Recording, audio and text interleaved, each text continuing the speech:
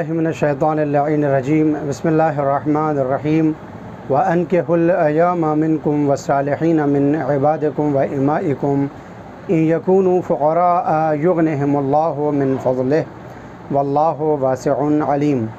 हाज़रीन व नाज़रीन, हमारी सीरीज़ इस्लामिक मैरिज या इस्लामी शादी के उन्वान से क्लिप्स आपकी खिदमत में रोज़ाना पेश किए जा रहे हैं। आज का हमारा जो मौजू है वो है हलाल खुदा को हराम और हराम खुदा को हलाल बनाना। हम अपने समाज में और अपने घर में, अपने ख़ानवादे में, अपने अतराफ़ में जब निगाह डालते हैं तो बहुत सी ऐसी चीज़ें दिखाई देती हैं कि जो खुदावंद आलम की तरफ से हराम करदा हैं, लेकिन हमने उनको हलाल समझ रखा है। और न सिर्फ़ ये कि हलाल समझ रखा है बल्कि उनको बेहतरी समझते हैं और उसके फ़वाइद बताना शुरू कर देते हैं उस वक्त कि जब कोई उनको मुतनब्बे करे कि ये फ़ेल हराम हो रहा है।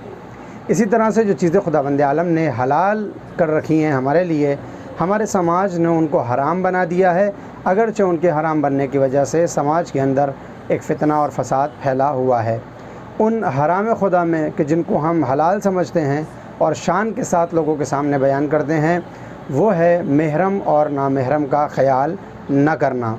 आम तौर पे जो हमारा इंडियन सब कॉन्टिनेंट है, इसमें जो जॉइंट फैमिली का एक कल्चर है जो यकीनन बहुत अच्छा है और होना चाहिए, लेकिन इसकी अच्छाइयों में जो एक ख़राबी है कि जिसकी तरफ हम बाज़ वक्त मुतवज्जे नहीं होते, वो ये है कि हम जॉइंट फैमिली में रहने की वजह से कुरान की तरफ से नामहरम अफराद को महरम समझने लगते हैं। यानी दीन और शरीयत के जिसका एक बुनियादी क़ानून है कि जिससे भी शादी की जा सकती हो वो आपके लिए नामहरम है, चाहे वो चचा की बेटी हो, चाहे वो खाला की बेटी हो, चाहे वो मामू की बेटी हो और वो चाहे फूफी की बेटी हो। इनकी बेटियां हमारे लिए नामहरम हैं। क्यों? क्योंकि हम इनसे अक़्द कर सकते हैं। इसी तरह से हर बेटी के लिए उसका खालाजाद भाई हो, चचाजाद भाई हो, फूफीजाद भाई हो या मामूजाद भाई हो, वो इनके लिए नामहरम होते हैं और इससे उन तमाम चीज़ों को छुपाना शरीयत ने वाजिब करार दिया है कि जिन चीज़ों को एक नामहरम से छुपाना चाहिए। लेकिन चूँकि हम एक साथ रहते हैं, हमारी बड़ी फैमिली होती है और यकीनन हमारी नीयतें पाक हैं, लेकिन इसके बावजूद भी दीन और शरीयत हमको ये हुक्म देता है कि जितना ज़रूरी पर्दा वाजिब करार दिया गया है एक औरत के लिए, उसको अपने घर में भी अगर वो ऐसे हालात में ज़िंदगी गुजार रही है तो फिर उसको वो पर्दा करना होगा। यानी उसको अपने सर को ढाँप के रखना होगा, अपने बदन को छुपाना होगा। हमारे हिंदुस्तानी और पाकिस्तानी कल्चर में जो लिबास है, खुदा का शुक्र है, अभी बहुत बेहतर है। वेस्टर्न कल्चर से बहुत उम्दा लिबास है हमारे यहाँ का, लेकिन इसके बावजूद भी हम अपने घरों में देखते हैं कि बाज़ वक्त हमारे घर की ख़वातीन हाफ़ आस्तीन के जम्पर पहनती हैं और उसी घर के अंदर उनके साथ चचा के बेटे या चचा की बेटियां या खाला की बेटियां, इस तरह के जो नामहरम रिश्ते हैं वो हमारे साथ ज़िंदगी गुजारते हैं।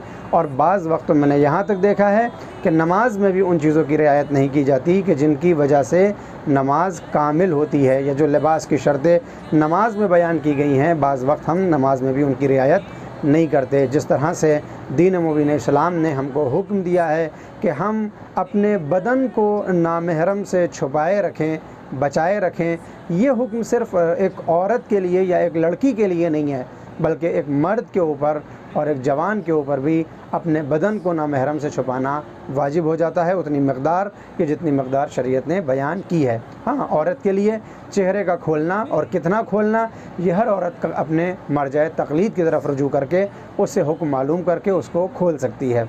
बाज़ अफराद ने पूरा चेहरा खोलने की इजाज़त दी है, बाज़ अफराद ने ज़ख़नी को बयान किया है।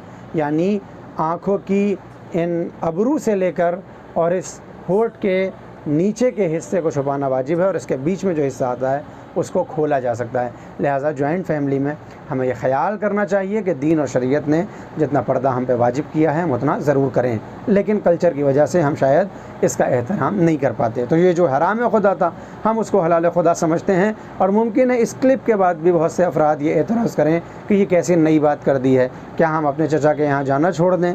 क्या अपनी खाला को घर बुलाना छोड़ दें? क्या अपने कज़िन से मिलना छोड़ दें? तो यकीनन दीन और शरीयत आपको तर्क ताल्लुक़ का हुक्म नहीं देती, बल्कि वो सिले रहम का हुक्म देता है। इस्लाम हमको अपने अक़रबा से नज़दीक रहने का हुक्म देता है।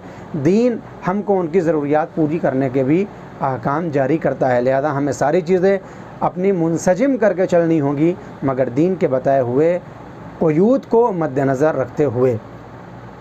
ये मसला शादी की सीरीज़ में क्यों आया, उसकी वजह यह है कि जिस तरह से जो हमारा कल्चर, जैसा मैंने बार बार ज़िक्र किया है, इस तरह से बन चुका है कि हम नामहरमों के साथ रहते हैं और ये सदियों से चला आ रहा है, हम इसको बुरा नहीं समझते।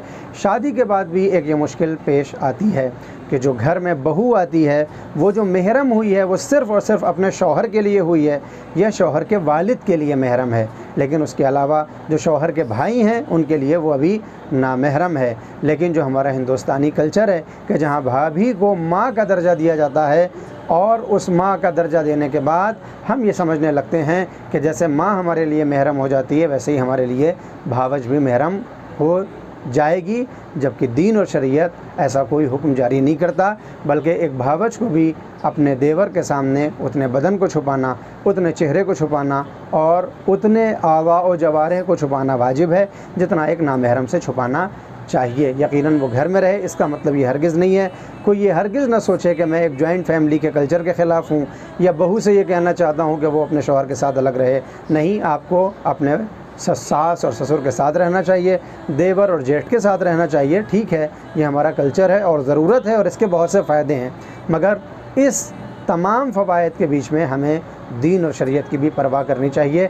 कम से कम हम उतना पर्दा ज़रूर करें, या अपनी अज़वाज से करवाएं या अपनी ज़ौजा से करवाएं जितना हमको दीन ने, शरीयत ने हुक्म दिया है। और इसी तरह से हम अगर बाहैसियत एक देवर जो हमारे घर में एक नामहरम आई है, जो मेरे भाई के लिए यकीनन महरम हो चुकी है, तो मेरे ऊपर भी शरीयत ये वाजिब करती है कि अपने आप को उतना छिपा के रखूं और अपने आप को उतना संभाल के रखूं जितना एक नामहरम के सामने संभाल कर रखना चाहिए। दीन और शरीयत ने अहकाम को दोनों तरफ से नाफिज़ किया है। अगर औरतों को पर्दे का हुक्म है तो मर्दों को भी पर्दे का हुक्म है, लेकिन कितना पर्दा किया जाए इसकी नौइयत जिस्म और जिस्मानियत के एतबार से जुदा जुदा बयान हुई है। उम्मीद करता हूँ कि इस क्लिप के देखने के बाद हम एक मरतबा गौर ज़रूर करेंगे ताकि कुरान पर अमल कर सकें और शरीयत की पाबंदी भी कर सकें। व आखिर दावाना अनिल हम्दुलिल्लाहि रब्बिल आलमीन।